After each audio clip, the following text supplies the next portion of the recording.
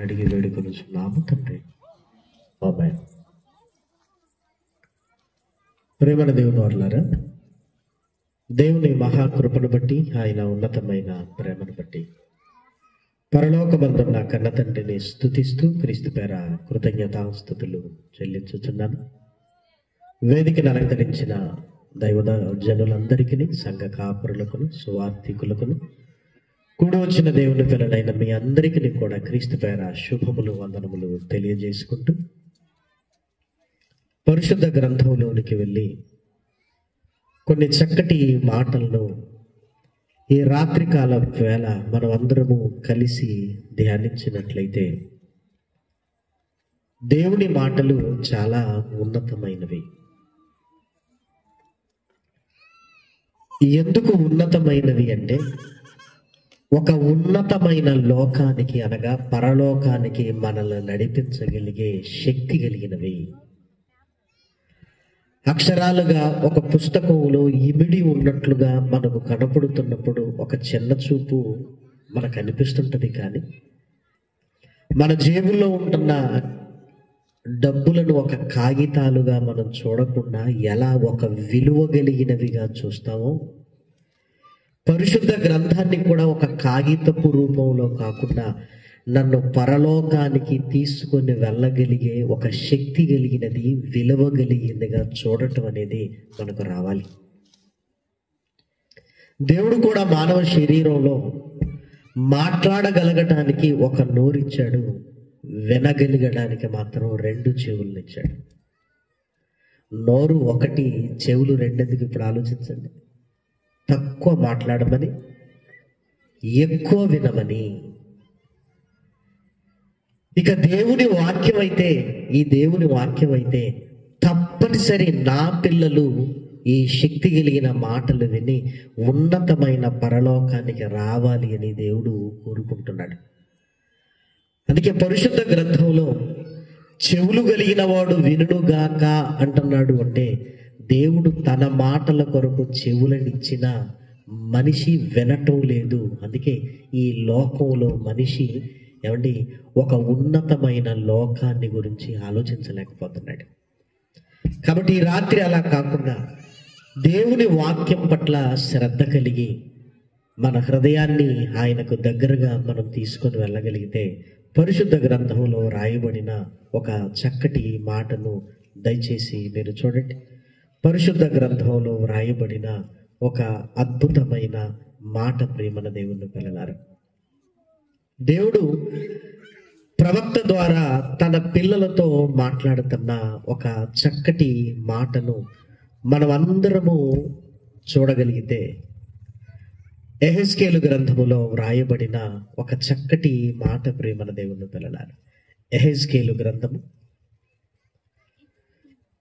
తన పిల్లలైన ఇశ్రాయేలీలతో మాట్లాడుతున్న మాట, 36వ అధ్యాయము. యెహెజ్కేలు గ్రంథము 36వ అధ్యాయము 24వ వచనము నుండి జాగ్రత్తగా మనం చూద్దాం. యెహెజ్కేలు గ్రంథము 36వ అధ్యాయము 24వ వచనము నుండి దయచేసి మీరు చూడండి.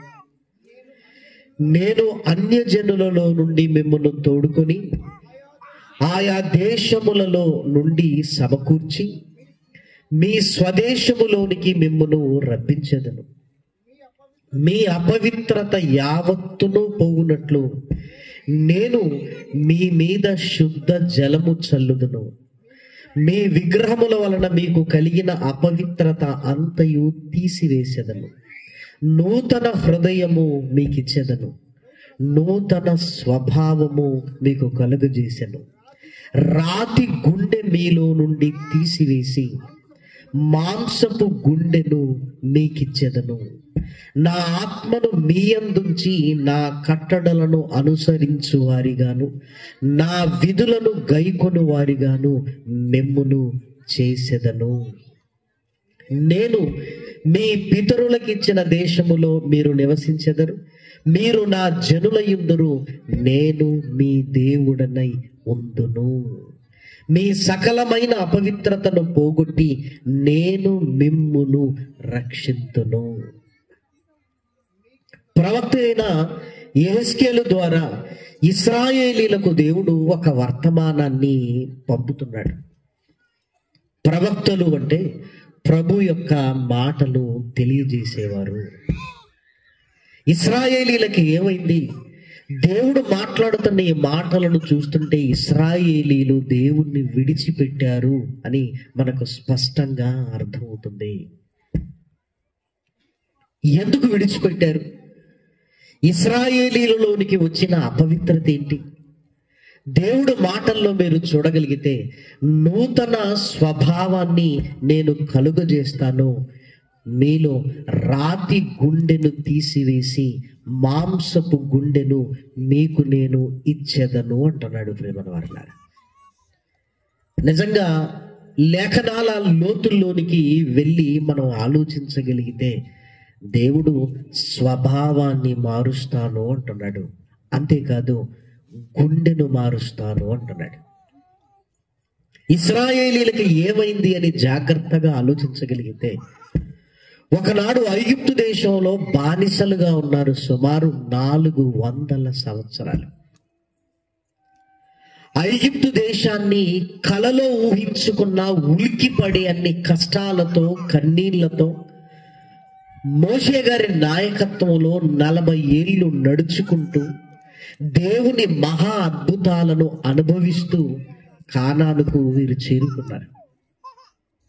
కానానుకు చేరుకున్న తర్వాత ఆ పరిసర ప్రాంతాలలో ఉంటున్న అన్యజనులతో సహవాసాన్ని, స్నేహాన్ని, వారితో కలిసి ఉండటం మనకు చాలా మంచిది అన్న అభిప్రాయంలోనికి వెళ్ళిపోయారు. అరణ్యంలో ఎవరు లేకపోయినా దేవునితో కలిసి ఉండటం వల్ల మనం క్షేమంగా ఉన్నాము అన్న ఆలోచన మరిచిపోయి, ఈ ప్రాంతంలో ఉంటున్నప్పుడు ఈ పరిసర ప్రాంతాలలో ఉన్న వారితో మనము సహవాసాన్ని కలిగి ఉండటం మంచిది అని నెమ్మదిగా వారి నమ్మకాలలోనికి వెళ్ళిపోయారు. జీవ జలముల ఊట అయిన దేవుణ్ణి విడిచిపెట్టారు. ప్రేమల వారలారా, బాప్తిస్మాన్ని తీసుకున్న తర్వాత సహవాసములోనికి దేవుడు ఆహ్వానిస్తుంటాడు. సహవాసంలోనికి ఎందుకు ఆహ్వానిస్తుంటాడు అంటే, మరలా లోకములోనికి వెళ్ళినప్పుడు లోకములో ఉంటున్న పాపము మన హృదయములోనికి వచ్చే అవకాశాలు ఎక్కువ. అప్పుడప్పుడు పెద్దలు కూడా 10 రోజులు కలిసి ఉంటే వీరు వారవుతారు, వారు వీరవుతారు అన్నట్లుగా లోకములో నుండే వచ్చిన మనం మరలా లోకములోనికి వెళ్ళిపోయే అవకాశాలు చాలా ఎక్కువ. అందుకే పరిశుద్ధుల సహవాసములోనికి దేవుడు మనల్ని ఆహ్వానిస్తున్నాడు. ఇశ్రాయేలీల చరిత్రలో కూడా 400 సంవత్సరాలు ఐగుప్తీయులతో ఉండి అరణ్యములో 40 ఏళ్ళు వేరయ్యేసరికి మారుతున్నట్లుగానే కనిపించిన మరలా కానాను దేశానికి వెళ్ళేసరికి ఆ పరిసర ప్రాంతాలలో ఉన్న వారితో, అన్య జనులతో సహవాసములోనికి వెళ్ళి వారి నమ్మకాలలోనికి వెళ్ళిపోయారు. జీవ జలముల ఊట అయిన దేవుణ్ణి విడిచిపెట్టారు. ప్రేమల వారలారా, దయచేసి చూడండి, వీళ్ళు చేసిన తప్పులను గురించి ఇర్మియా గ్రంథంలో దేవుడు మాట్లాడుతున్న మాట దయచేసి మీరు చూడండి. ఇర్మియా గ్రంథము 2వ అధ్యాయము, ఇర్మియా గ్రంథము 2వ అధ్యాయము, ఇర్మియా గ్రంథము 2వ అధ్యాయము 12వ వచనాన్ని దయచేసి చూడండి. ఆకాశమా, దీన్ని బట్టి విస్మయపడుము, కంపించుము, బొత్తిగా పాడైపోము, ఇదే యెహోవా వాక్కు. నా జనులు 2 నేరములు చేసి ఉన్నారు, జీవ జలముల ఊట అయిన నన్ను విడిచి ఉన్నారు. తమ కొరకు తొట్లను, అనగా బద్దలై నీళ్లు నిలువను తొట్లను తొలిపించుకొని ఉన్నారు. విడిచిపెట్టడం మొదటి నేరం, ఇంకొక దానిని ఆశ్రయించటం రెండవ నేరం. ప్రియమైన దేవుని పిల్లలారా, అంటే ఎప్పుడైతే దేవుణ్ణి విడిచిపెట్టారో మరలా పాపపు స్వభావం వారిలో ఏమైపోయింది అంటే, పాపం వారిలోనికి మరలా వచ్చేసింది. ప్రియమైన వారలారా, అంతేకాదు వారి హృదయం కాస్త రాతి గుండెగా మారిపోయింది. మాంసపు గుండె కాస్త రాతి గుండెగా మారిపోయిందంటే కఠినులుగా మారిపోయారు. అప్పుడప్పుడు మీరు చూడండి, డాక్టర్లు నీళ్లు తాగండి అని చెప్తుంటారు. నీళ్లు తాగకపోతే కిడ్నీలు ఏమైపోతాయట? రాళ్ళుగా మారిపోతాయి. పనిచేసే కిడ్నీలు మెత్తటి మాంసపులో ఉంటే పని చేయనివి రాళ్ళుగా మారిపోతాయి. మద్యం త్రాగుతున్న వారిని చూడండి, వారి లివర్ ఏమైపోతుందంటే రాయిలా మారిపోతుంది. మరి మన దేవుని పిల్లలారా, దేవుడు అంటున్నాడు, మీ గుండె రాతి గుండెగా మారిపోయింది అంటున్నాడు. ఆ రాతి గుండెను నేను తీసివేస్తాను, మరలా మాంసపు గుండెను మీకు ఇస్తాను అంటున్నాడు. దేవుడు గుండెను మరలా మార్చగలిగే సమర్థుడు. మన వాళ్ళ ఆలోచించండి. ఒకనాటి ఇశ్రాయేలీలకు చెప్పబడిన మాటలు ఈరోజు మనం ఎందుకు ధ్యానిస్తున్నామంటే సమాజంలో మనుషులు మానవత్వం అన్న మాట ఎప్పుడో పత్రికల వాళ్ళు మర్చిపోయాం, మనం కూడా మర్చిపోయాం. ఎందుకంటే మనిషి మృగమైపోయాడు, గుండె రాతి గుండెగా మారిపోయింది అని మనుషుల నేరాల చిట్టాను మనం చూస్తేనండి, ఒకప్పుడు మనుషులున్న సున్నితత్వంలో నుంచి బయటికి వచ్చేసారు ప్రేమ వాళ్ళారా. అందుకు ప్రత్యక్షమైన ఉదాహరణ ఏమంటే, చంపటం వేరు, నరికి ముక్కలు ముక్కలుగా కోసి కుక్కర్లో ఉడికిస్తున్నారు అంటే మాంసపు గుండె లేదు, రాతి గుండెగా మారిపోయింది. నేరము చేసిన తర్వాత, పాపము చేసిన తర్వాత ఒకనాడు పశ్చాత్తాపం కనబడి, అయ్యో నేను తప్పు చేశాను, నాకు శిక్ష విధించకండి అని జడ్జీల ముందు వాపోయే ఒకప్పుడు రోజులు వేరు. ఇప్పుడు ఎలాంటి పశ్చాత్తాపం లేకుండా జడ్జీలతో నేరస్తులు మాట్లాడే మాటలు ఎలా ఉన్నాయో తెలుసా? మీరే శిక్ష విధిస్తారో విధించండి, మీ ఇష్టం అంటే ప్రాణాలకు తెగించి మనిషి బ్రతుకుతున్నాడు అంటే రాతి గుండెగా మనిషిది మారిపోయింది. ప్రేమన వారులారా, వాట్సాప్లో మనం చూస్తున్నాం కదా, పిల్లల్ని కొట్టే వీడియోలు, తల్లిదండ్రులను కొట్టే వీడియోలు, ముసలి తల్లిదండ్రులను విపరీతంగా కొట్టే వీడియోలు. కొడుతున్నది ఎవరు అంటే పిల్లలను, తల్లిదండ్రులు. ఇదిగో తల్లిదండ్రులను పిల్లలు మన దేవుని పిల్లలారా, రాతి గుండె కదా. మనం కూడా స్పందించే వేగవంతమైన ఆ స్థితిలో నుంచి స్పందన లేని వారుగా మారుతున్నాం. ప్రతిరోజు ఎన్నో వీడియోలను వాట్సాప్లో చూస్తున్నాం. చూసేసరికి ఆ స్పందించే స్థితి కరువు అవుతున్నాం. దేనికి స్పందించాలో దేనికి స్పందించకూడదో అర్థం కాక, కష్టాలు కన్నీళ్ళు అనగానే బోళ్ళన్ని చూశానులే అని మన హృదయము కూడా నెమ్మదిగా కఠినత్వంలోనికి వెళ్ళిపోతున్నాం. ప్రేమ దేవుని పిల్లలారా, దేవుడు ఆనాడు ఇశ్రాయేలీయులతో మాట్లాడుతూ ఈరోజు మనకు కూడా చెబుతున్నాడు, నాయన మరలా మీ స్వభావాన్ని చూస్తుంటే రాతి గుండెలుగా మీరు బ్రతుకుతున్నారు, మాంసపు గుండెను నేను మీకు ఇస్తాను అంటున్నాడు. దేవుడు అనగానే ప్రేమన దేవుని పిల్లలారా, ఏదో భూమి మీద శరీరంతో ఉన్నప్పుడు చిన్న అవసరాలను తీర్చే చిన్నవాడు కాదు ప్రేమన వారులారా.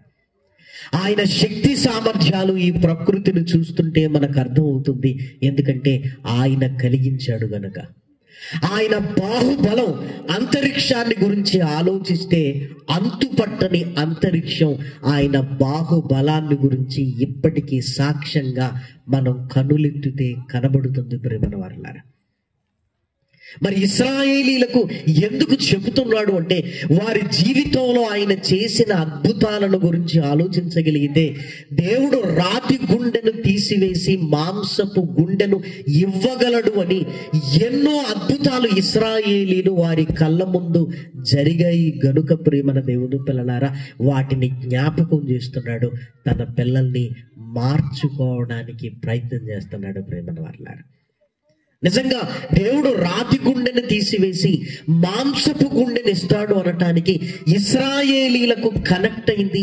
ఇశ్రాయేలీలు నమ్మగలిగేలా ఈ మాటలు ఉండటానికి కారణం ఏంటంటే, ఒకనాటి వారి జీవితంలో ఉంటున్న అద్భుతాలలోనికి వెళ్ళి ఆలోచించినప్పుడండి దేవుని దగ్గరికి రావటానికి వారు ఇష్టపడుతున్నారు. ప్రేమన వారలారా, దేవుడు వారి జీవితంలో ఏం చేశాడో మీరు చూడండి. నిర్గమాకాండము, పరిశుద్ధ గ్రంథంలో నిర్గమాకాండము మోషే గారి సందర్భాన్ని జాగ్రత్తగా మనం చూడగలిగితే, దేవుడు మోషే గారితో మాట్లాడుతున్న చక్కటి మాటను దయచేసి మీరు చూడండి. నిర్గమాకాండంలో వ్రాయబడిన చక్కటి మాట ప్రేమన వారలారా, 7వ అధ్యాయము, నిర్గమాకాండము 7వ అధ్యాయము 8వ వచనము నుండి.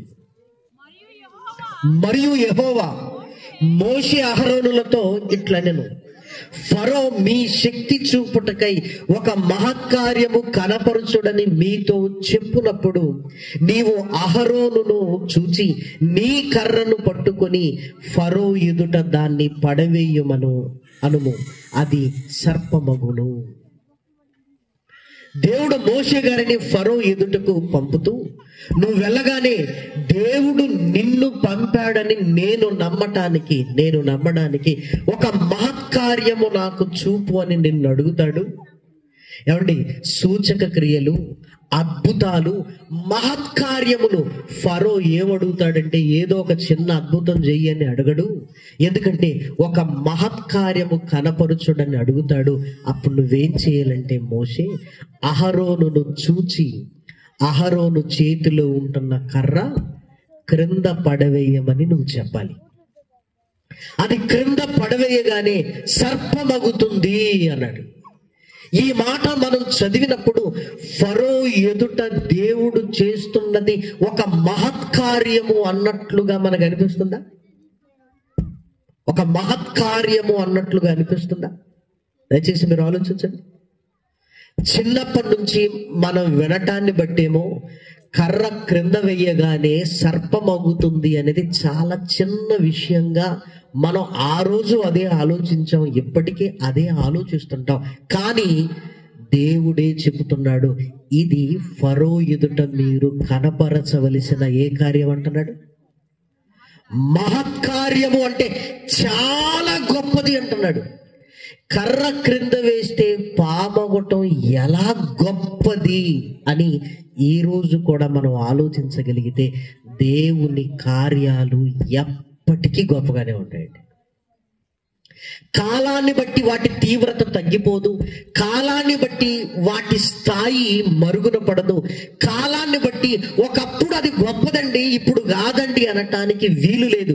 ఎందుకంటే దేవుడు చేసిన అద్భుతాలన్నీ ఎప్పుడు ఆలోచించినా మానవ ఆలోచనను తలక్రిందులు చేసి అంత గొప్పవి ప్రియమైన వారలారా. ఫరో ముందు దీనిని ఎందుకు చెయ్యమంటున్నాడు? దీన్ని చూసిన ఫరో బెంబేలెత్తిపోయాడు. అంటే ఇది మహత్కార్యమని ఫరోకు కనెక్ట్ అయింది. మోషే గారికి కూడా ఇది మహత్కార్యమని అర్థమైపోయింది. ఎందుకంటే ఒకవేళ మోషే గారికి అర్థం కాకపోతే, ప్రభువా ఈ చిన్నది చేయమంటున్నావు, ఆయన ఫరో అండి అని అడిగేవాడు.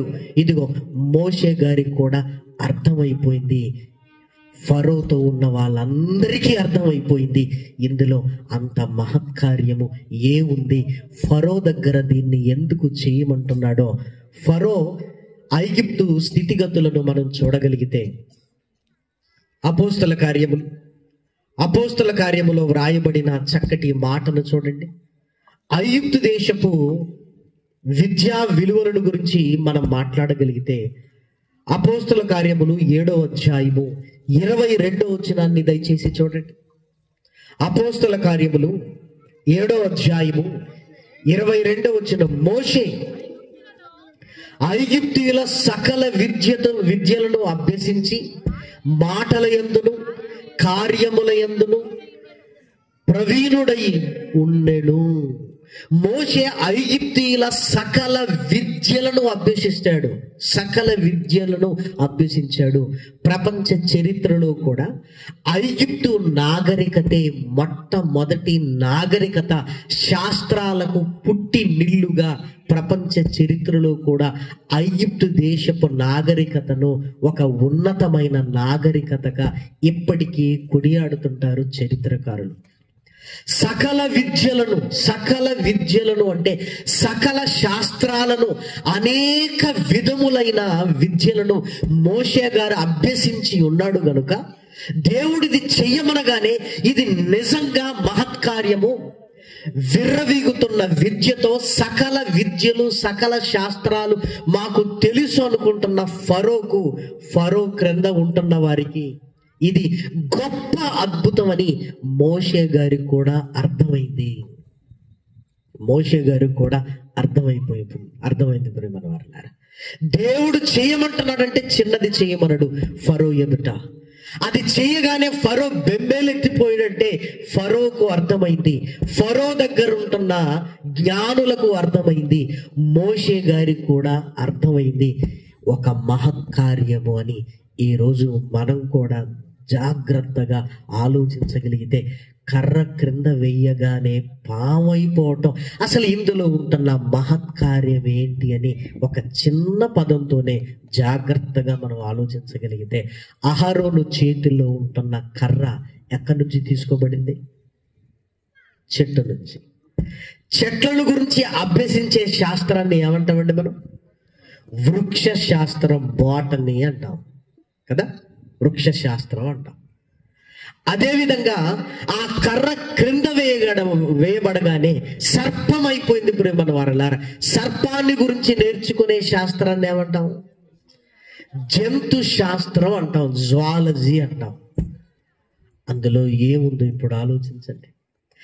ఐగుప్తీయులు సకల శాస్త్రాలను పరిశీలిస్తున్నప్పుడు వాళ్ళ శాస్త్రాలన్నింటినీ తలకిందులు చేస్తూ వృక్ష శాస్త్రాన్ని ఏ శాస్త్రంగా మార్చేశాడు? జంతు శాస్త్రంగా వారి కళ్ళ ముందు జరిగిపోయింది. అప్పటి వరకు వృక్ష శాస్త్రం వేరు, జంతు శాస్త్రం వేరు అని చదువుకుంటున్న వారి విద్యను ఒక శాస్త్రంలో నుంచి ఇంకొక శాస్త్రంలోనికి తీసుకొని వెళుతున్నట్లుగా కనబడేసరికి వారి విద్యలన్నీ ఏమైపోయాయంటే, ఇప్పటి వరకు మనం చదువుకుంటున్నది ఏంటి, ఇప్పటి వరకు మనం రాసుకుంటున్నది ఏంటి, ఇప్పటి వరకు మన ఆలోచనలు ఏంటి, ఎక్కడో నుంచో మోషే వచ్చాడు, దేవుడు గొప్పవాడు అనటానికి ఇప్పటి వరకు మారని సరిహద్దులు పెట్టుకున్న మన కళ్ళ ముందు వృక్ష శాస్త్రాన్ని జంతు శాస్త్రంగా మార్చేశాడు. మరలా జంతు శాస్త్రాన్ని వృక్ష శాస్త్రంగా మలిచేసి అహరోను గారు కర్రను తీసుకుని వెళ్ళిపోతుంటే అందరూ దేని వైపు చూస్తున్నారు? కర్ర వైపు చూస్తున్నారు. ఏంటి ఇంత గొప్పదేంటి? మా కళ్ళ ముందు జరిగింది, మీరేమైనా చేయగలరా అంటే ఏదో తిప్పల పడి చేశారు. మోషే చేసిన సర్పము వాటన్నింటినీ మింగివేసింది అంటే దాని అర్థం ఏంటో తెలుసా? ఐగుప్తీయుల సకల విద్యలు దేవుని ముందు బలాదూరు అన్నట్లుగా ఆ సకల విద్యలన్నింటినీ మోషే కర్రలో పెట్టుకొని, అప్పుడప్పుడు అంటారు కదా సంకలో వేసుకొని వెళ్ళిపోయినట్టుగా కర్రలో పెట్టుకొని వెళ్ళిపోతుంటే ఫరోకి మాటలు రాలేదు ప్రేమ దేవుని పిల్లగారు. ఇది కాదనలేని సత్యం, కళ్ళ ముందు జరిగిన సత్యం ప్రేమన దేవుని పిల్లలారా. అసలేంటి మా కళ్ళ ముందు జరిగింది నిజమా కాదా అన్నట్లుగా ఇశ్రాయేలీలు కూడా నిర్ఘాంతపోయే విధంగా, ఐగుప్తీయులు విస్మయం పొందునట్లుగా, ఫరో ఒక్కసారి ఉలిక్కి పడినట్లుగా, అమ్మో ఇది మహత్కార్యము, దీని గురించి ఆలోచించవలసిన అవసరం ఉంది.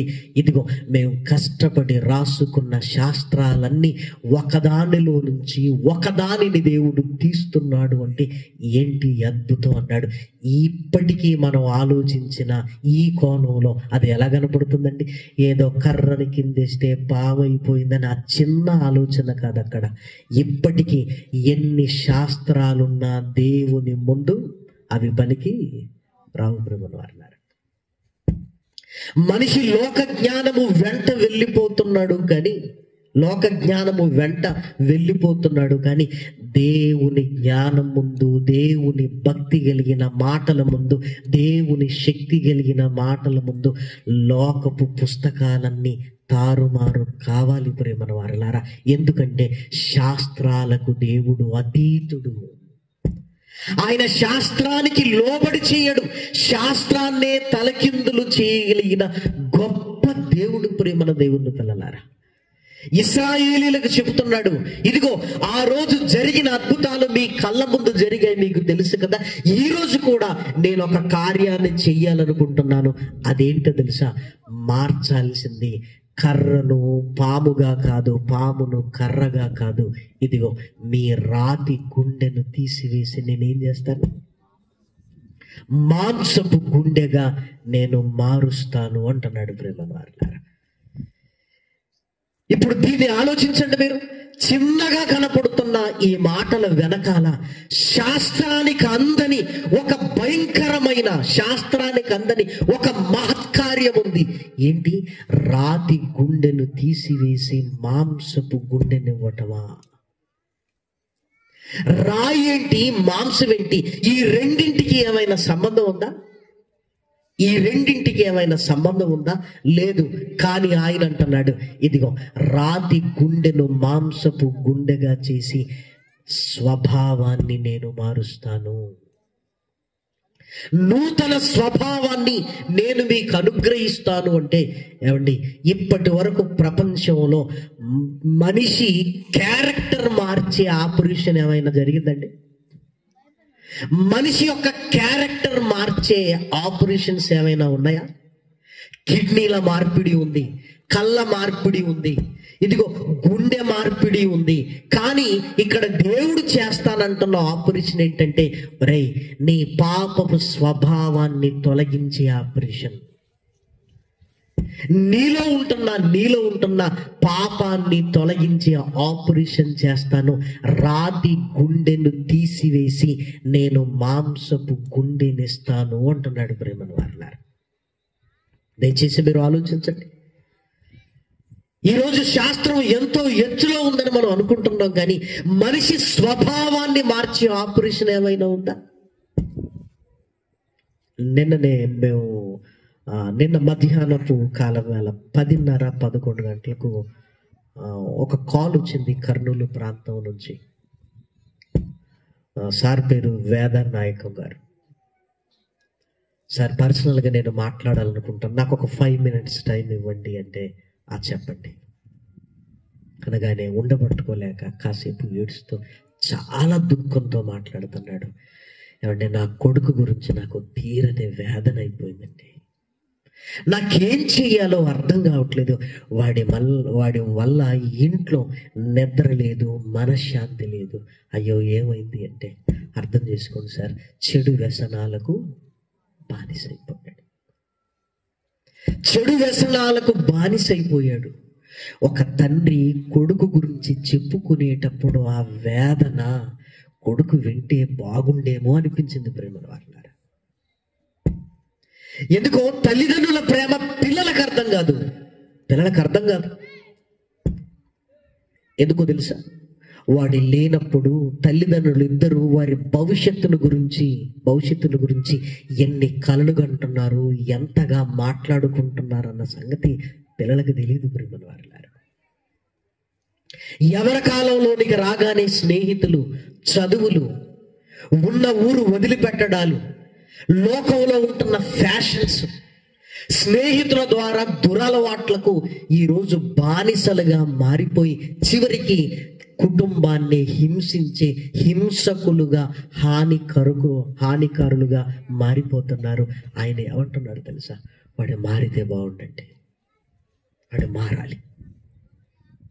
ఆయన ఉద్దేశం ఏంటంటే, వాడి రాతి గుండెను తీసివేసి వాడికి ఏ గుండె కావాలి? మాంసపు గుండె కావాలి. పాపపు స్వభావము వాడిలో పోయి ఒక నూతన స్వభావము, వాడు దేవుని కొరకు బ్రతకగలిగే స్వభావము. వాడు దేవుల్లో నిలబడగలిగే స్థితి వాడికి వస్తే ఎంత బాగుండు, ఎంత బాగుండు. మాట్లాడిన 15 నిమిషాలలో ఒక 10 నుంచి 20 సార్లు ఆయన కోరిక ఏడుస్తూ ఏంటంటే, వాడు మారితే బాగుండు, మారితే బాగుండు. అప్పుడు నాకు అనిపించింది ఏంటో తెలుసా, జన్మనించేటప్పుడు తల్లి ఏడ్చింది, జన్మించిన తర్వాత జీవితాంతం ఏడ్చేవారు ఎవరు? తండ్రేమో అనిపించింది ప్రేమ ద్వారా. ఎందుకు నీ కొడుకు నువ్వు చెప్పవా అని తండ్రిగా సమాజం తనని నిలదీస్తున్నప్పుడు నిజంగా నా భార్య ఏం చేయగలదు, వాడి కొరకు అప్పుడే ఏడ్చింది. ఇదిగో ఆ రోజు నాకు కన్నీళ్లు లేవు, కానీ జీవితాంతం నన్ను ఏడిపించడానికే వీడు పుట్టాడా? రాత్రికి రాత్రి ఒక అద్భుతం జరిగి వాడి గుండె మారిపోతే బాగుండు, వాడి స్వభావం మారిపోతే బాగుండు అంటున్నాడు. ఈ ఆపరేషన్స్ ఎక్కడైనా ఉన్నాయా? మీరు ఆలోచించండి. మా ఆయన తాగుడు మానితే ఎంత బాగుండు అంటే, ఏమైనా ఆపరేషన్ చేస్తే తాగుడు మానేస్తాడా? ఏమండి, మా వాళ్ళు వ్యభిచారాన్ని మారితే బాగుండు అంటే ఏదైనా ఆపరేషన్ చేస్తే మారిపోతారా? మీరు ఆలోచించండి. మా వాళ్ళకంటే అప్పులు చేసే వ్యసనం ఉంది, ఏదైనా ఆపరేషన్ చేస్తేనంటే అప్పులు చేయకుండా జాగ్రత్తగా కుటుంబాన్ని జాగ్రత్తగా చూసుకుంటాడా అంటే ఏదైనా ఆపరేషన్ ఉందా? లేదు. డాక్టర్ల దగ్గరికి వెళ్ళి మీరు అడిగి చూడండి. ఒకవేళ అడిగితే ఇలాంటి ఆపరేషన్లు ఉంటే మీకెందుకు చేస్తాం, ముందు మేమే చేసుకుంటాం అంటారు. ఎందుకంటే వాళ్ళు కూడా వాటి వల్ల సఫర్ అవుతున్న వాళ్ళే. ధనాపేక్ష. ఇది లేకపోతే ఎంత బాగుండు. మీరు ఆలోచించండి. దేవుడు ఎహెజ్కేలు ద్వారా ఇశ్రాయేలీలకు చెబుతున్న మాట ఏదో కంటి తుడుపుగా, ఇదిగో ఇది ఇస్తానులే అని చెబుతున్న చిన్న మాట కాదు. ఇప్పటికీ పాపిని నీతిమంతుడుగా మార్చి ఆపరేషన్ ఏమైనా ఉందా? ఒకవేళ ఉంటే చెరసాలలో ఖైదీలందరినీ పెట్టుకోవటం ఎందుకు? అందరికి ఆపరేషన్ చేసి బయటికి పంపించేద్దాం కదా, ఇక మంచిగా బ్రతుకుపోండి అని. కానీ లేదు. ఈ గుండెల్లో ఏం జరుగుతుంది, మనిషి ఎందుకు పాపం చేస్తున్నాడు, ఆ స్వభావములో నుంచి మనిషి ఎలా బయటపడాలి, పాపము మనిషి జీవితానికి ఎంత భయంకరమో. ఏమండి, విజ్ఞాన శాస్త్రానికి వెళితే పాపాన్ని గురించి మనల్ని జాగ్రత్త పరిచే విధానం లేదు ప్రియమైన వారలారా. దేవుడు ఏదేను నుండి ఇప్పటి వరకు మనిషి జీవితంలోనికి వచ్చిన నరాలలోనికి వెళ్ళిన ఆ పాపాన్ని వెలికి తీయటానికి ఆయన ప్రయత్నము చేస్తూనే ఉన్నాడు. ఇది ఎందుకో మనిషికి అర్థం కాదు ప్రియమైన వారలారా. ఆ క్రైస్తవులంటే ఏముంది, ఏదో పాపం అంటారు, రక్షణ అంటారని ఈ మాటలు సమాజానికి నవ్వులాటలుగా మారిపోయాయి. కానీ పాపము ఎంత ప్రమాదకరమైనదైతే దేవుడు దానిలో నుంచి నిన్ను నన్ను బయటికి తీసుకొని రావాలి అంటున్నాడు. మాటలతో సరిదిద్దే కాలం పోయి పాపపు తీవ్రత పెరిగి ఇప్పుడు ఏమంటున్నాడో తెలుసా? ఒరేయ్, ఒక భయంకరమైన ఆపరేషన్ చెయ్యాలి, నేను రాతి గుండెను నేను తీసివేయాలి, మాంసపు గుండెను నేను పెట్టాలి అని. దాని తీవ్రత చూసారా? దాని తీవ్రత. గుండెను మార్చుకునే ఆ భయంకరమైన స్థితిలోనికి మనం వెళ్ళిపోయాము. 4 హోల్స్ బ్లాక్ అయ్యాయంటే ఓపెన్ హార్ట్ సర్జరీ చేయాల్సిందే అని డాక్టర్లు ఎలా నిర్ణయిస్తున్నారో అలాగే దేవుడు కూడా ఇక మాటలు కాదు, నా పిల్లలకు ఒక ఆపరేషన్ చేస్తేనే కానీ వాళ్ళ జీవితాలు బాగుపడదని దేవుడు దాని తీవ్రతను గ్రహించి మనతో మాట్లాడుతుంటే, ఈ రోజు మనిషి పాపం అనగానే ఏంటంటే అది లేకపోతే ఎలా అన్నట్లుగా, అది సమాజానికి ఏదో అవసరమైనట్లుగా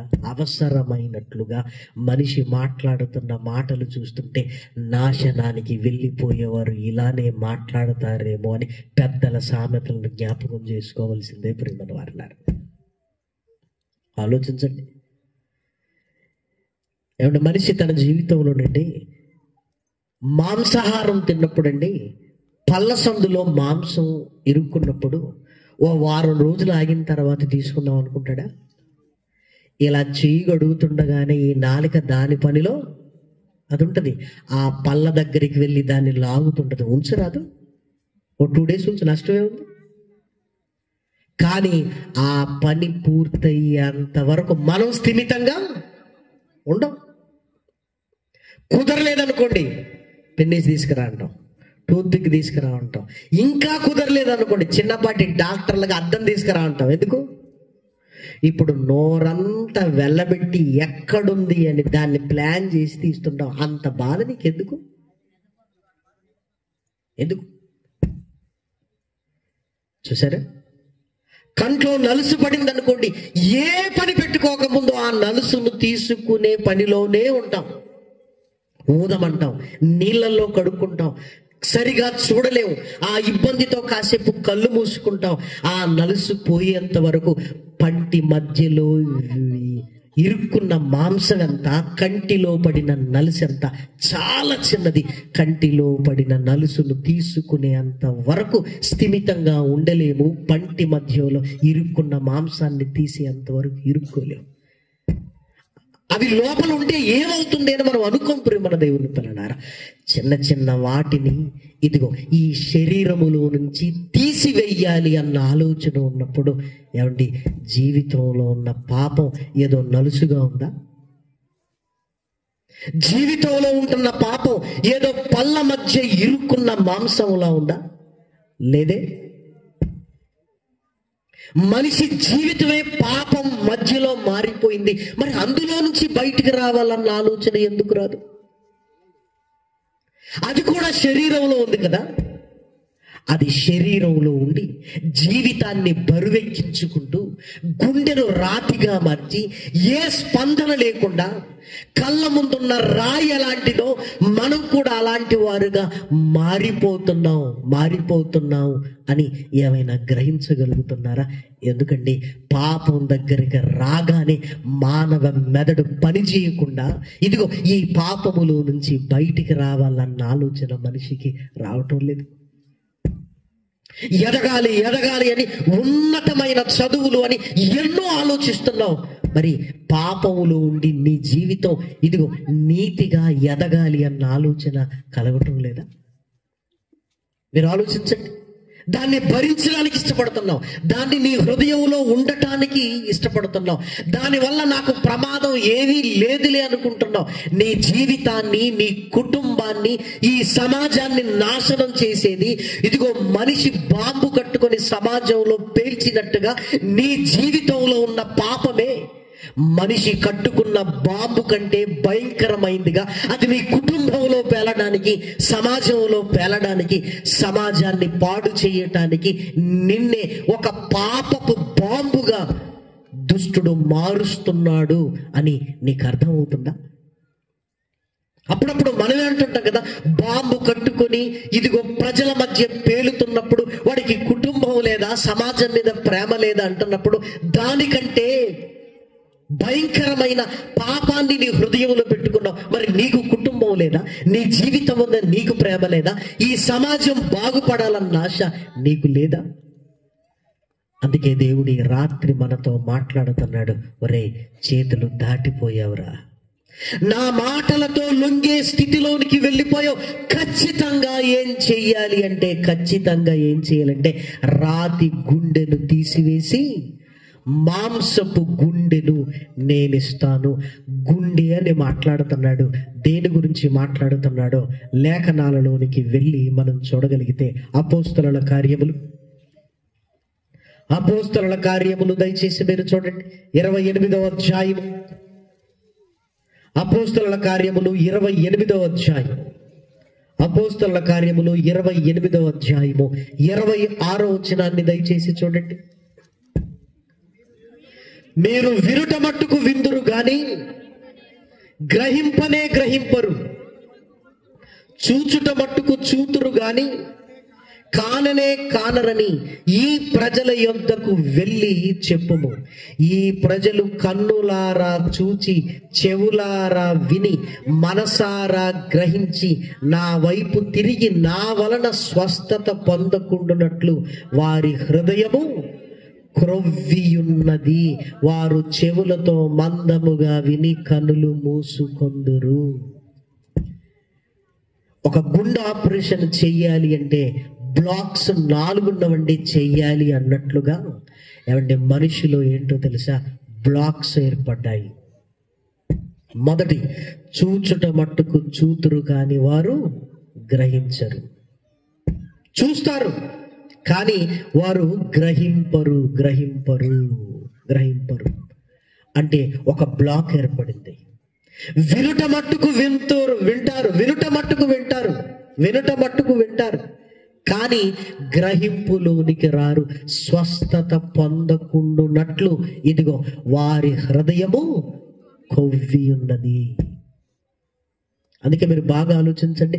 మొట్టమొదటిసారిగా వాక్యం వింటున్నప్పుడు ఏమండి, ఆ ఆనందం వేరు, ఆ భయం వేరు. నీ ఆత్మ నీలో గంతులు వేసిన ఆ ఆనందంలోనికి వెళతాం వాక్యము అనగానే. తర్వాత కాలాలలో ఏమవుతుందో తెలుసా, తర్వాత కాలాలలో ఏ ఫీలింగ్స్ లేకుండా వాక్యం దగ్గర కూర్చుంటాం. ఒకరోజు ఉవ్వెత్తున సంతోషపడి అబ్బా వాక్యం బాగుంది అనుకున్న మనమే ఆ తర్వాత కాలాలలో నిస్తేజంగా ఉంటాం. అంటే వినట మట్టుకు ఫీలింగ్స్ లేవు, చూచుట మట్టుకు చూస్తాం. అంటే ఆ వాక్యపు ఆనందము లేదు. ఎందుకంటే వారి హృదయము ఏమైపోయింది, క్రొవ్వినది. ఏదో వచ్చాం వెళ్ళిపోయాం అంతే.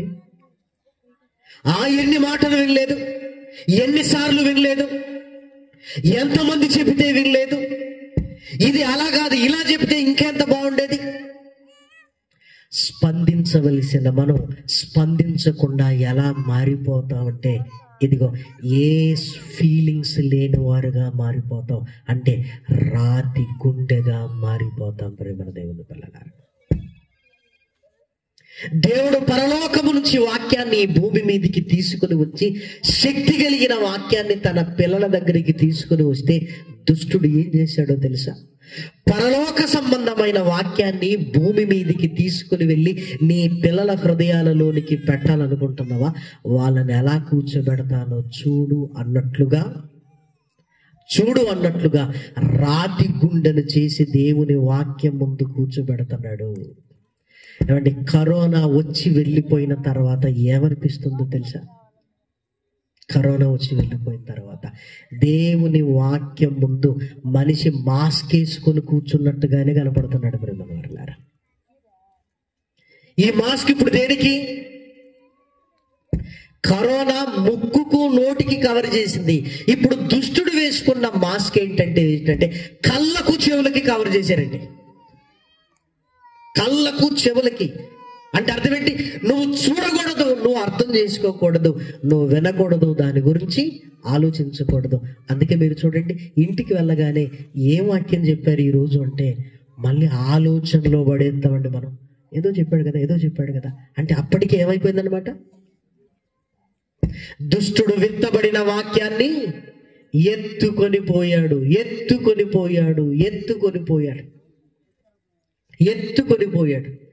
ఈలోపు వాట్సాప్ ఓపెన్ చేస్తాం. వాట్సాప్ ఓపెన్ చేయగానే ఏదో ఒక అద్భుతం అన్నట్టుగా వస్తుంది. దాన్ని మనసులో పెట్టుకుంటాం. దేవుడు మోషే కర్ర క్రింద వేయగానే అహరోను కర్ర కింద వేయమనగానే వేశాడు.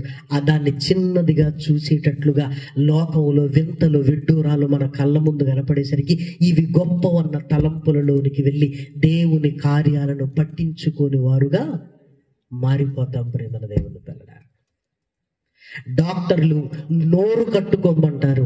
దేవుడు ఏమంటున్నాడంటే, నాయన నీ కళ్ళతో చూస్తున్నది, నీ చెవులతో వింటున్నది నువ్వు గ్రహించాలి. అది హృదయములోనికి వెళ్ళాలి.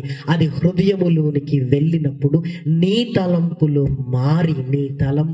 మారి అమ్మో నేను దేవుని కొరకు బ్రతకాలన్న ఆలోచనలోనికి నువ్వు వెళుతున్నావంటే ఈ వాక్యము లోపలికి వెళ్ళి లోపల పాపపు కొవ్వునంతా ఏం చేస్తుంది, తీసివేస్తుంది. ప్రేమన వారలారా, నేను దేవుని కొరకు బ్రతకాలి అన్న ఆలోచనలోనికి మనల్ని తీసుకుని వెళుతుంది. ప్రేమన వారలారా, ఈరోజు సమాజానికి ఇదే కావాలి.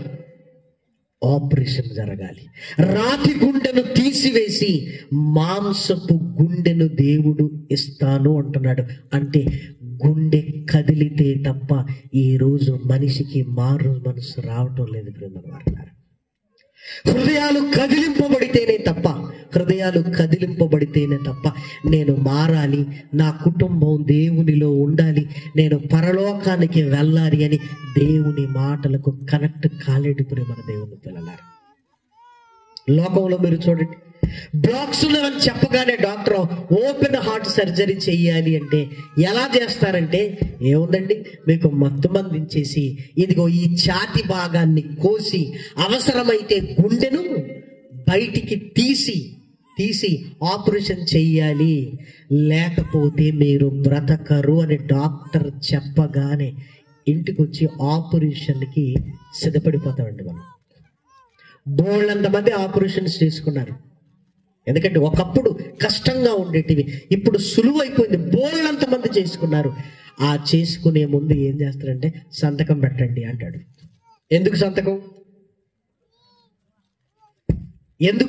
అంటే, ఒకవేళ ఈ ఆపరేషన్లో ప్రాణం పోయినా నాకు కానీ ఆపరేషన్ చేస్తున్న సిబ్బందికి సంబంధం లేదు. మీ కుటుంబ సభ్యులు సంతకం పెట్టండి, వాళ్ళు పెడతారండి. సంతకం పెడుతున్నారంటే దాని అర్థం ఏంటో తెలుసా? నన్ను చంపినా పర్వాలేదు, నేను మీ చేతుల్లో చచ్చిపోయినా పర్వాలేదు అని బ్రతికున్న నీ శరీరాన్ని డాక్టర్కి అప్పగిస్తున్నావే. నన్ను చంపేసిన నా కుటుంబం నిన్ను అడగడానికి ఎలాగూ నేను ఉండను. నన్ను చంపేసుకో అవసరమైతే అని వ్రాతపత్రాన్ని రాసి సంతకం పెట్టి నీ శరీరాన్ని ఇస్తున్నావే. కానీ దేవుడు అడుగుతున్నాడు, మరి నేను చేస్తాను ఆపరేషన్, నువ్వు నాకేం సంతకం పెట్టవలసిన అవసరత లేదు. నువ్వు చచ్చిపోయినా పర్వాలేదని నేను అడగను, ఎందుకంటే బతికించుకోవడానికే నేను నిన్ను రమ్మంటున్నాను రా. నిన్ను బతికించుకోవడానికే ఇదిగో నా దగ్గరికి రా అంటున్నాడు. ఏమండి, ఒక మనిషి శవంగా మత్తెక్కించుకునే డాక్టర్ ముందున్నాడే తప్ప స్పృహలో ఉండి దేవుని సన్నిధిలోనికి వచ్చి నన్ను బాగు చేయగలిగిన సమర్థుడు దేవుడు అని ఆయన ఆశ్రయిస్తున్నాడా? మీరు ఆలోచించండి. చంపే మనిషి మీద నమ్మకం ఉంది, కానీ పుట్టించిన బ్రతికించిన దేవుని మీద ఈరోజు మనిషికి నమ్మకం పోయింది. ఎందుకని అనుకుంటున్నా? పోనీ ఆయన ఏం చేశాడు? ఈ డాక్టర్ మంచోడంటే, ఓ బోళ్ళని ఆపరేషన్ చేశాడంటే, నువ్వు నమ్మిన దేవుడు ఏం చేశాడంటే, ఈ ప్రకృతినే కలిగించిన ఆయన ప్రేమను వారలారా, దేవుడికి ఫెయిల్యూర్స్ అనేటివి ఏమన్నా ఉన్నాయా? ఆయనకు సమస్తము సాధ్యమే. ఆయనకు అసాధ్యమైనది ఏదియూ లేదు, అసాధ్యమైనది ఏదియూ లేదు అని దేవుడి దగ్గరకు రావటానికి ఈరోజు మనిషి ఆలోచనలో పడుతున్నాడు. ఏమంటే, డాక్టర్ గారు నేను ఆపరేషన్ చేసుకోండి అంటే డాక్టర్ ఏం ఫీల్ అవ్వడు. చేస్తే చేసుకోండి, లేకపోతే లేదు, మీ ఆరోగ్యం, మీ బ్రతుకు, మీ ఇష్టం అంటాడు. అంతే కదా? ఈరోజు దేవుడు కూడా అదే మాట మాట్లాడుతున్నాడు.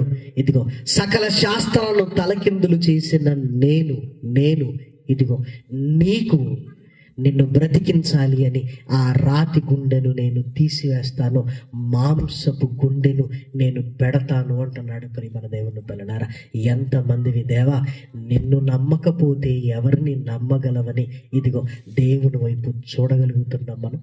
దయచేసి మీరు ఆలోచించండి. లేఖనాలలోనికి వెళ్ళి చూడగలిగితే స్పష్టంగా దేవుడు అంటున్నాడు, మాటలు కాదు, గుండె రీప్లేస్మెంట్ చెయ్యాలి అంటున్నాడు. ప్రేమన దేవుని పిల్లలారా, అది ఎలా జరుగుతుందో లేఖనాలలోనికి వెళ్ళి మనం చూడగలిగితే, హెబ్రీయులకు రాసిన పత్రిక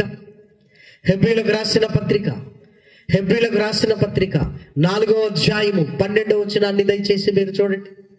హెబ్రీయులకు రాసిన పత్రిక 4వ అధ్యాయము 12వ వచనం, ఎందుకనగా దేవుని వాక్యము బలము గలదై రెండంచులు గల ఎటువంటి ఖడ్గము కంటెను వాడిగా ఉండి ప్రాణాత్మలను కీళ్లను మూలుగను విభజించునంత మట్టుకు దూర్చు, హృదయము యొక్క తలంపులను ఆలోచనలను శోధించుచున్నది. వినబడుతున్న వాక్యము మన హృదయాంతరాలలోనికి వెళ్ళాలి, తలంపులలోనికి వెళ్ళి నేను పాపిని అని గుర్తించేటట్లుగా ఈ శక్తి కలిగిన వాక్యము ప్రాణాత్మలను మూలుగను విభజించున్నంత మట్టుకు దూరుతూ హృదయము లోపలికి వెళుతుంది. అందుకే వినుట వలన విశ్వాసము కలుగును. దేవుని మాటలను వినిపించడానికి ప్రయత్నం చేయాలి. రోగగ్రస్తుని హాస్పిటల్కి తీసుకువెళ్ళి చెకప్ చేస్తాం కదా, అలాగే మన వాళ్ళు మారాలి అంటే ఎక్కడికి తీసుకొని రావాలి? దేవుని సన్నిధిలోనికి నెమ్మదిగా తీసుకొని రావాలి. ఒరే వినరా వాక్యం అంతే, నువ్వు విను విను నువ్వు విను నువ్వు విను నువ్వు విను. ఎప్పుడైతే వాక్యమును వింటున్నాడో ఆ వినుట వలన తన స్థితిగతులు అర్థమవుతుంటాయి, ఏం పోగొట్టుకుంటున్నాడో అర్థమవుతుంది, పొందుకోబోయే భయంకరమైన స్థితిగతులు ఏంటో తెలుస్తుంటాయి. ప్రియమైన వారలారా, ఆ వాక్యము హృదయపు లోతుల్లోనికి వెళ్ళి తలంపులను శోధిస్తుంది. ఎప్పుడైతే ఆ శోధన ప్రారంభమైందో నేను పాపిని అని మనిషి గుర్తించగలిగే స్థితిలోనికి వెళతాడు. ప్రియమైన దేవుని పిల్లలారా, ఎవరికైనా జరిగిందంటే ఒకసారి మీరు చూడండి, అపోస్తలుల కార్యములు 9వ అధ్యాయం, అపోస్తలుల కార్యములు 9వ అధ్యాయం 4వ వచనాన్ని దయచేసి చూడండి. అప్పుడు అతడు నేల మీద పడి, సౌలా సౌలా, నీవేళ నన్ను హింసించుచున్నావు అను ఒక స్వరము పలుకుట వినెను. ప్రభువా, నీవెవడవని అతడు అడుగగా ఆయన, నేను నీవు హింసించుచున్న యేసును. పౌలు గారు ఆయన స్వరము విన్నాడు. ఆయన విన్న స్వరములో ఆ మాట ఏంటి అంటే, నీవెవడివి అంటే నీవు హింసించుచున్న యేసును అన్నాడు. ప్రేమన్న వారలారా, చాలా స్పష్టంగా పౌలు గారు ఆ మాట విన్నారు. ఆ మాట చెవులలో నుంచి ప్రాణాత్మలను, కీళ్లను, మూలుగలను విభజించున్నంత మట్టుకు దూరి హృదయము యొక్క తలంపులను శోధిస్తుంది. ఒక టాబ్లెట్ పనిచేయడానికి సుమారుగా ఒక 2 గంటలు పడుతుందండి. మనం కడుపులో వేసుకున్న టాబ్లెట్ అది కరిగిపోయి రక్తంలో కలిసి శరీర భాగాలలోనికి వెళ్ళడానికి. మనం వేసుకున్న ఇంజెక్షన్ ఏమండి ఒక 5 to 10 minutes పడుతుంది. ఎందుకంటే డైరెక్ట్ మన బ్లడ్లోనికి వెళుతుంది. కానీ మనం విన్న వాక్యము వెంటనే పని చేస్తుంది. ప్రియమైన దేవుని పిల్లలారా, ఇంజెక్షన్ కంటే నువ్వు వింటున్న మాట, నువ్వు మనసు పెట్టి వింటున్న మాట డైరెక్ట్గా ఎక్కడికి వెళుతుందో తెలుసా? చెవులు తలలో భాగము అంటే చెవి ద్వారా వింటున్న మాట డైరెక్ట్ ఎక్కడికి వెళ్తుంది? ఇదిగో మెదడులోనికి వెళుతుంది. ప్రాణాత్మలను మూలుగను విభజించున్నంత మట్టుకు దూరుచు హృదయము యొక్క తలంపులను శోధించుచున్నది. పౌలు గారు ఆ మాట విన్నాడు. ఆ మాట వినగానే నాతో మాట్లాడింది యేసుక్రీస్తు చనిపోయాడు కదా. పౌలు గారికి యేసుక్రీస్తుని గురించి తెలిసిన సమాచారం అదే. యేసుక్రీస్తు ఆయన తప్పు చేస్తే యూదులు ఆయనను సిలువ వేశారు, అంతే, అయిపోయింది. మరి ఆయన తిరిగి లేచాడు అన్న మాట శిష్యులు చెప్పారు కదంటే, ఏదో శిష్యులు మాట్లాడారు కానీ అది నిజము కాదు అన్నట్లుగా పౌలు గారు ఉన్నారు. కానీ ఇప్పుడు నాతో మాట్లాడుతున్నది ఎవరు? యేసుక్రీస్తు. మరి యేసుక్రీస్తు చనిపోయి ఉంటే మరి నాతో మాట్లాడుతున్నది ఎవరు? నాతో మాట్లాడుతుంది ఆయనే అయితే ఆయన ఖచ్చితంగా మరణించి తిరిగి లేచాడు. ఆయన ఖచ్చితంగా మరణించి తిరిగి లేచాడు, కనెక్ట్ అయిపోయాడు. వెంటనే హృదయము యొక్క తలంపులలోనికి వెళ్ళిపోయాడు. అంటే మరణ సమాధి పునరుత్థానములు నిజమైతే ఇప్పటి వరకు నేను చేస్తున్నది సంఘమును హింసిస్తున్నాను అంటే నేను పాపము చేస్తున్నాను అని, నేను పాపిని అన్న స్థితిలోనికి వెళ్ళిపోయాడు. ప్రియమైన వారలారా, దయచేసి మీరు చూడండి, అపోస్తుల కార్యములు 22వ అధ్యాయం, అపోస్తుల కార్యములు 22వ అధ్యాయం 15వ వచనం.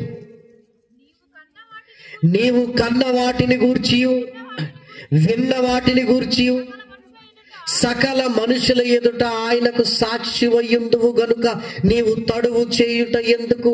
లేచి ఆయన నామమును బట్టి ప్రార్థన చేసి బాప్తిస్మము పొంది నీ పాపములను కడిగి వేసుకొనుమని చెప్పెను. ఎప్పుడైతే వాక్యము తలంపులలోనికి వెళ్ళి శోధించి నేను పాపిని అని గ్రహించటం ప్రారంభించాడో వెంటనే ప్రవక్త అననీయ చెబుతున్నాడు, నీకు అర్థమైంది కదా నేను పాపిని అని, ఇంకా ఎందుకు ఆలోచన చేస్తాడా? వెంటనే బాప్తిస్మాన్ని తీసుకో, నీ పాపములను కడిగి వేసుకో అన్నాడు. ఈ పాపముల వల్లే పౌలు గారి గుండె ఒకప్పుడు రాతి గుండెగా మారిపోయింది. రాతి గుండె. స్త్రీలనేమి పురుషులనేమి ఇంటింటా జొచ్చి వారిని ఈడ్చుకొని పోతున్నాడు అంటే రాతి గుండె. వాళ్ళు మమ్మల్ని రక్షించండి రక్షించండి అని స్త్రీలు అరుస్తున్న వాళ్ళ కేకలకు కనీసం పోనీలే అన్న మనసు రావటం లేదు అంటే రాతి గుండె. బెదిరించటం, హత్య చేయటం. స్టెఫెన్ గారి చావు వెనక పరోక్షంగా ఉన్నది సౌలుగా ఉన్నప్పుడు ఈ పౌలు గారి ప్రేమల వారలారా రాతి గుండె. ఇప్పుడు ఏమైపోయిందో చూడండి. తిమోతి గారికి రాసిన మొదటి పత్రిక, తిమోతి గారికి రాసిన మొదటి పత్రిక మొదటి అధ్యాయం 12వ వచనాన్ని దయచేసి చూడండి. పూర్వము దూషకుడను హింసకుడను హానికరుడనైన నన్ను తన పరిచర్యకు నియమించి నమ్మకమైన వానిగా ఎంచినందుకు నన్ను బలపరిచిన మన ప్రభువైన క్రీస్తు యేసునకు కృతజ్ఞుడనై ఉన్నాను. తెలియక అవిశ్వాసము వలన చేసి తిని గనుక కనికరింపబడి తిని, మరియు మన ప్రభు యొక్క కృపయు క్రీస్తు యేసునందున్న విశ్వాసమును ప్రేమయు అత్యధికముగా విస్తరించెను అని పాపులను రక్షించుటకు ఆయన వచ్చాడని చెప్పి యేసుక్రీస్తు నా కోసమే వచ్చాడని క్రింద వచనం చెప్తున్నాడు. ఇదిగో ఆ ప్రధాన పాపిని నేనే. నాకు తెలుసు, రాతి గుండెను కలిగాను. ఎందుకు? పాపము వలన నా మనసు బండగా మారిపోయింది. కానీ ఆయన మరణ సమాధి పునరుత్థానములను ఆలోచించేసరికి మరణించిన తర్వాత మరో బ్రతుకుంది, మరో లోకముంది అని నాకు అర్థమైంది. ఇప్పుడు ఆ లోకానికి వెళ్ళడానికి నేనేం చెయ్యాలి అన్న ఆలోచన నాకు మొదలైంది. అననీయ నాకు చెప్పాడు, బాప్తిస్మము పొంది నీ పాపములు కడిగి వేసుకో. ఏ పాపముల ద్వారా నా గుండె రాతి గుండెగా మారిపోయిందో ఆ పాపములను నేను కడిగి వేసుకున్నాను. వెంటనే వాక్యములోనికి వచ్చాను, దేవునిలోనికి వచ్చాను. అంతే, నా గుండె మాంసపు గుండెగా మారిపోయింది అంటున్నాడు పౌలు గారు. చూసారా, మనుషుల మీద ఉన్న నమ్మకం దేవుడి మీద ఈరోజు మనిషికి లేదు. ప్రేమన వారలారా, గ్యారంటీ లేదు అని తెలిసిన అవసరమైతే చంపుకోండి అని శవంగా మత్తెక్కించుకొని వాళ్ళ ముందుంటున్నప్పుడు ఒక మనిషిగా నువ్వు స్పృహలోనే ఉన్నప్పుడే నీ జీవితాన్ని గురించి ఏమైనా ఆలోచిస్తున్నావా? హృదయంలో పాపము పోగేసుకుంటూ ఆ పాపము బరువై ఏదో ఒక రోజు నేను ఏం చేశాను అని రాత్రిపూట నువ్వు చేసిన పాపాలన్నీ జ్ఞాపకానికి వస్తే నిద్రపడుతున్నాయా? ఎవరికి తెలియదు అనుకుంటాం. ఏమండి, ఒకరోజు బయటపడినప్పుడు నీ స్థితి, నా స్థితి ఏంటి? సమాజం చెడ్డగా నీ గురించి మాట్లాడుకుంటున్నప్పుడు అయ్యో నా పాపమే నన్ను నాశనం చేస్తుందని ఉక్కిరి బిక్కిరైపోయి అప్పుడు చేసేదేంటో తెలుసా? చావడానికి గదిని వెతుక్కుంటాం, చావడానికి పురుగుల మందును వెతుక్కుంటాం, చావడానికి ఇదిగో మనం వెళ్ళిపోతాం ఏ బ్యారేజ్ల దగ్గరకు. ఎందుకంటే పాపం నిన్ను చావులోనికి తీసుకుని వెళ్తుంది. కానీ దేవుడు అంటున్నాడు, వద్దురా, బ్రతికుండగానే నా దగ్గరికి రా, శక్తి కలిగిన నా మాటలను విను, శక్తి కలిగిన నా మాటలను విను. పాపం ఇప్పటి వరకు నీ జీవితానికి ఏమైనా లాభం కలిగించిందా చెప్పు. క్షణికాలపు ఆనందము కొరకు నువ్వు ఆలోచిస్తున్నావు, దాని వెనకాల నీ చావుంది. ఇదిగో రా, నా మాటలు విను, నేను నిన్ను బతికిస్తాను. డాక్టర్లరా ఆపరేషన్ చేసి 6 నెలలు జాగ్రత్త, ఈ నెలలు జాగ్రత్త నేనేం చెప్పను. రా, నేను పాపినని నువ్వు గుర్తించగలిగితే చాలు. నువ్వు నాకు చెప్పాల్సింది ఆ ఒక్క మాటే, సంతకం ఏమి పెట్టాల్సిన అవసరం లేదు.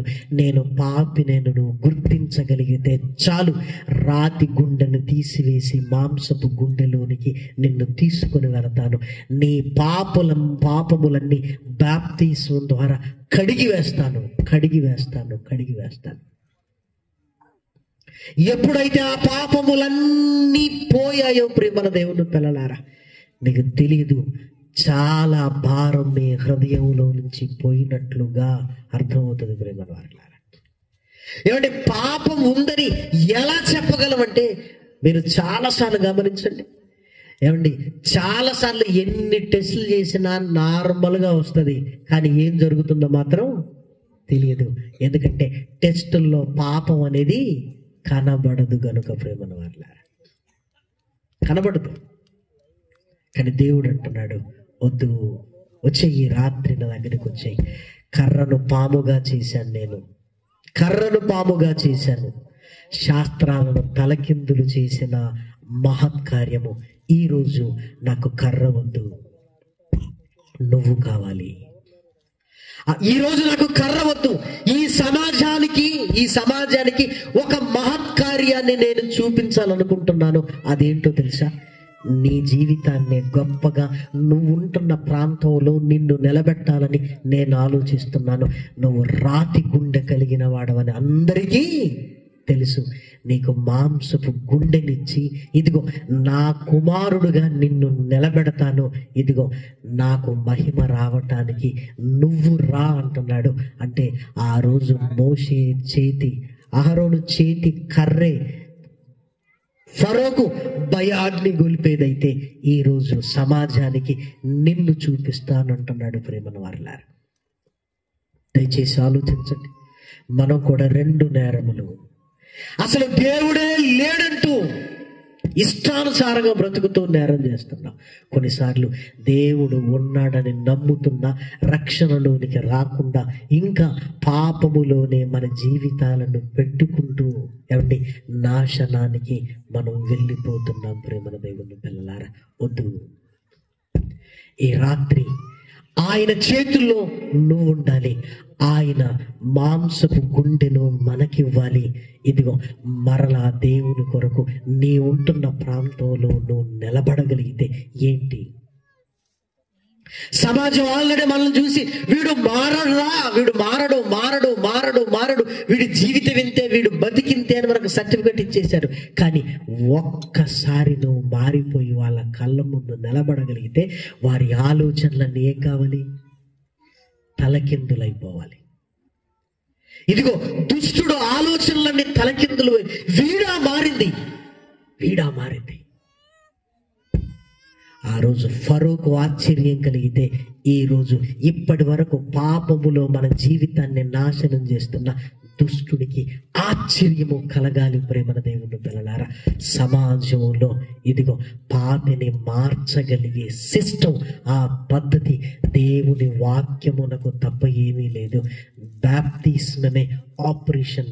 ఇదిగో ఒక 5-10 నిమిషాల్లో అయిపోతుంది. ప్రేమన దేవుని పిల్లలారా, దేవుని వాక్యమే నేను పాపినని గుర్తించగలిగే స్థితి నీకు కలిగిస్తుంది. ప్రేమన దేవుని పిల్లలారా, ఇదిగో ఈ ఆపరేషన్ ఎక్కడ జరుగుతుంది తెలుసా? పరమ వైద్యశాలలో జరుగుతుంది. ఆ పరమ వైద్యశాల ఇక్కడే ఉంది. సంఘము ప్రేమన దేవుని పిల్లలారా, అక్కడే దేవుని జీవవాక్యాలను వింటూ బలపడుతూ రక్షణలోనికి రాగలిగితే ప్రేమన దేవుని పిల్లలారా, ఎంత గొప్ప జీవితం అంది. పౌలు గారు బాప్తిసం పొందుకున్నారు. పొందుకోగానే ఆయన ఫస్ట్ చేసింది ఏంటో తెలుసా? దేవాలయములోనికి వెళ్ళాడు. పరవశించి ప్రార్థన జీవితాన్ని మెరుగుపరుచుకున్నాడు. నేను ప్రభువును చూశాను అన్నాడు. ప్రేమల వారలారా, నేను ప్రభువును చూశాను.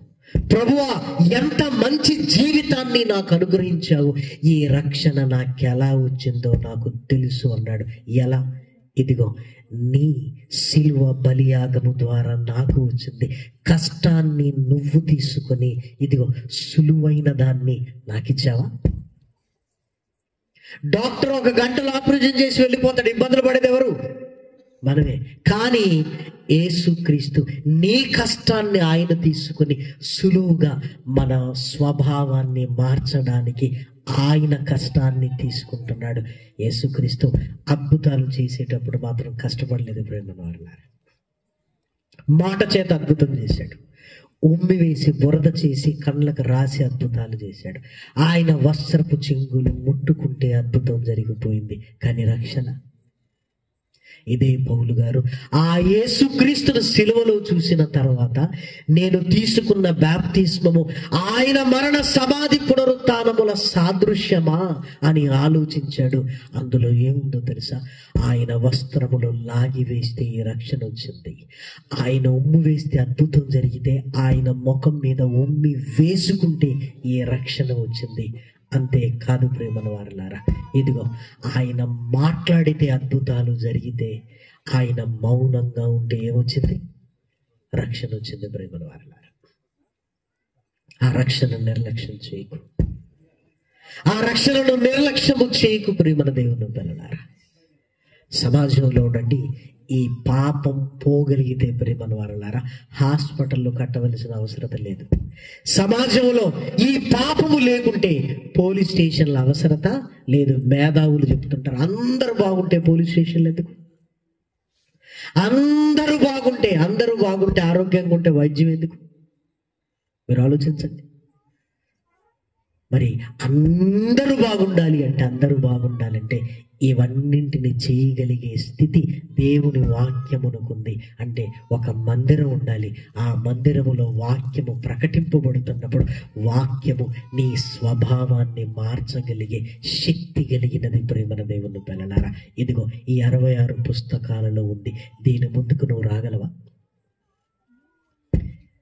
రాగలిగితే చాలు, దేవుడు నిన్నే ఒక మహత్కార్యముగా సమాజానికి చూపిస్తాడు.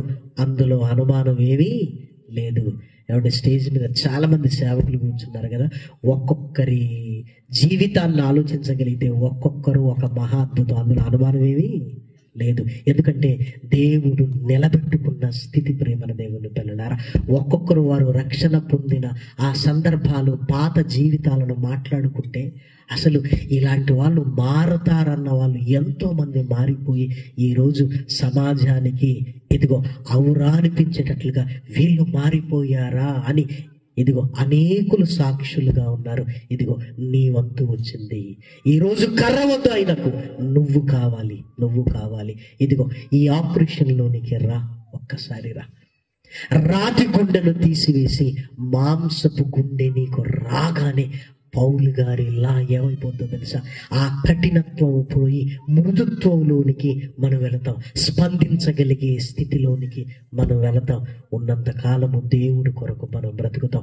ఇశ్రాయేలుని పోనివ్వటానికి అద్భుతమైతే ఈరోజు పరలోకానికి అనేకులు నడిపించడానికి ఇదిగో ఫరో ప్లేస్లో దుష్టుడుంటే వాడి ఎదుట నుంచి అనేకులైన పిల్లలను పరలోకానికి తీసుకుని వెళ్ళడానికి నువ్వే ఒక అద్భుతంగా నిలబడగలిగితే ఎంత బాగుంటుందో ఒక్కసారి ఈ రాత్రి ఆలోచించు.